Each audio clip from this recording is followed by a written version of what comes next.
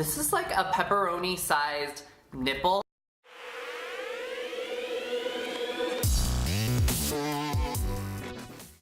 So today, guys, I wanted to really talk about my trip to Korea, specifically to Seoul, South Korea, where I was doing beauty research and I was there for about an entire month.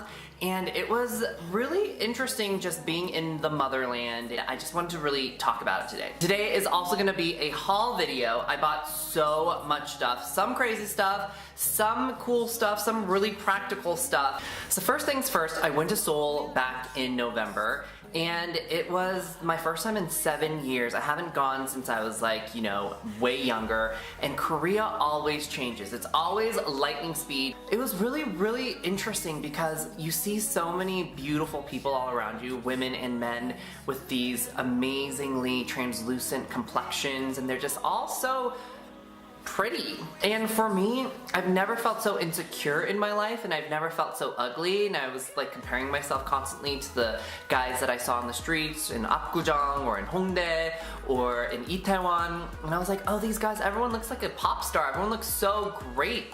And then there's me. Bouncy. It was this very kind of, I guess, unhealthy balance where it was a very extreme. On one hand, I was very narcissistic, so into myself, so into putting myself together and making myself look my best.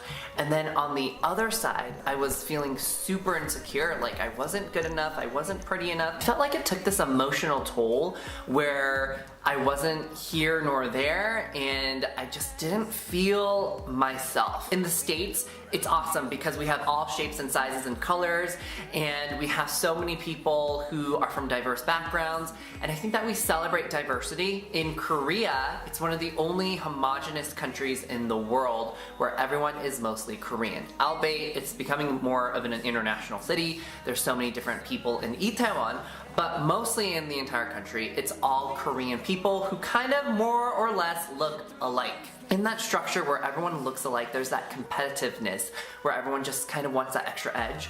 So I do understand why people get plastic surgery, why people go to skincare, why people really are obsessed with their complexion and what they look like, because that's that competitive advantage. That's their unfair advantage that they have.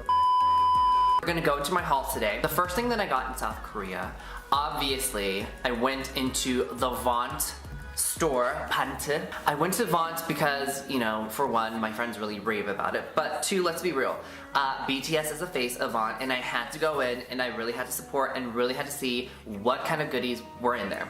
So when I walked in, I was like, hey, I'm looking for a cushion compact, can you help me? And the women pointed me to 3 compacts, and this is similar to most stores in Korea. And the shades were light AF to I'm Casper, the Korean ghost. And so for me, I was like, oh my gosh, like, I'm not light, I'm not lighter, or I'm not translucent, and so what do I use?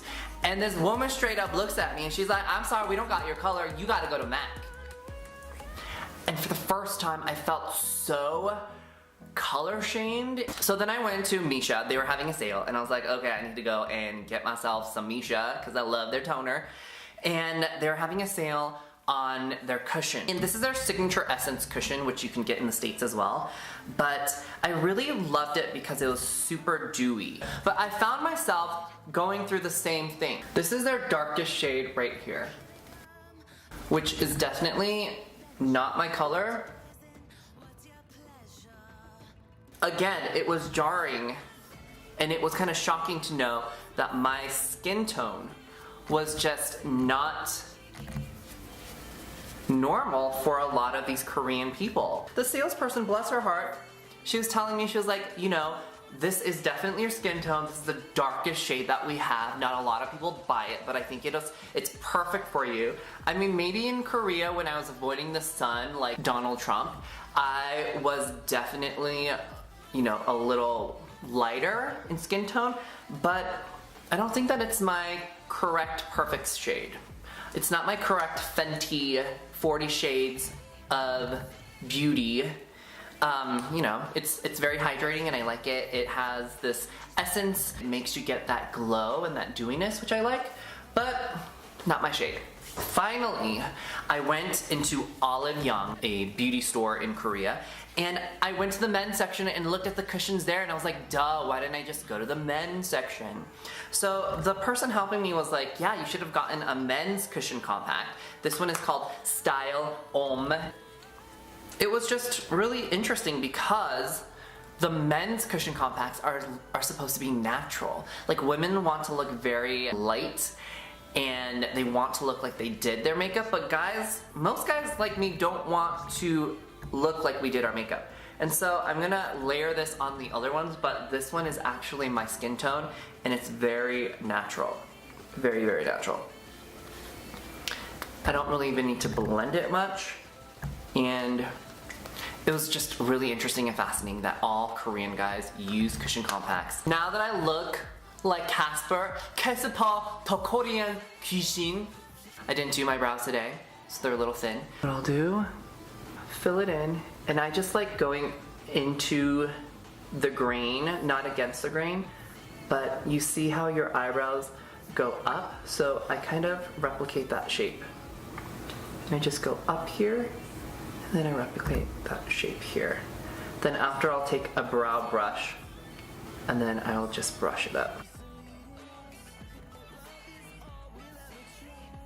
But immediately, it looks really different from this side, right?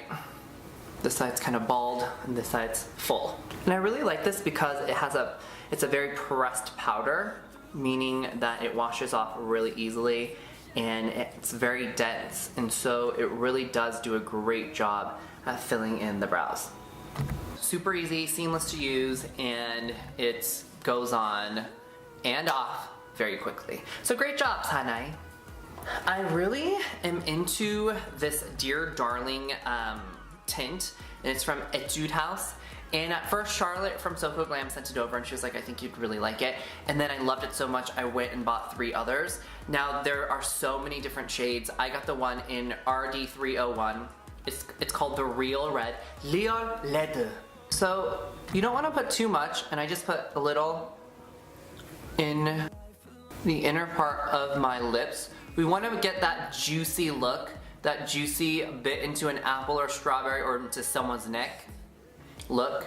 Koreans say ma ma ma ma ma ma ma. The lip stain also lasts all day, and I feel that it just gives a pop to your look, to your eyes. Finally, what I really wanted to talk about are some weird ass products. I want to talk about the weirdest things that I found. One is this leg trimmer, and the other are nipple stickers. There is a circle in the middle because that's where you're supposed to line your areola, your nipple.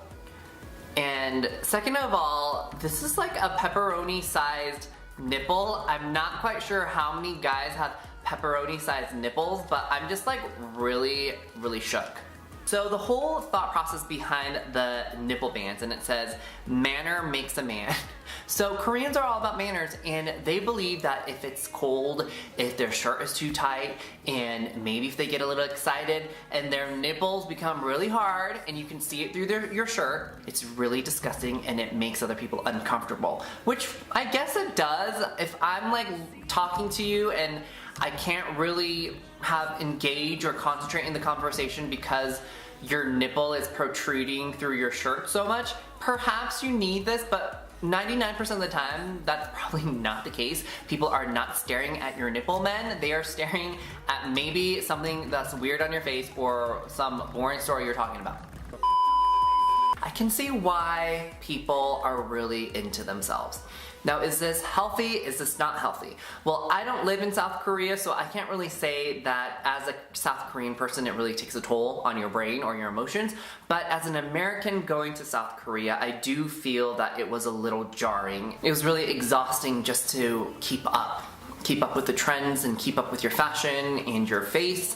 And I'm just glad that I can come back to the States and be a slob.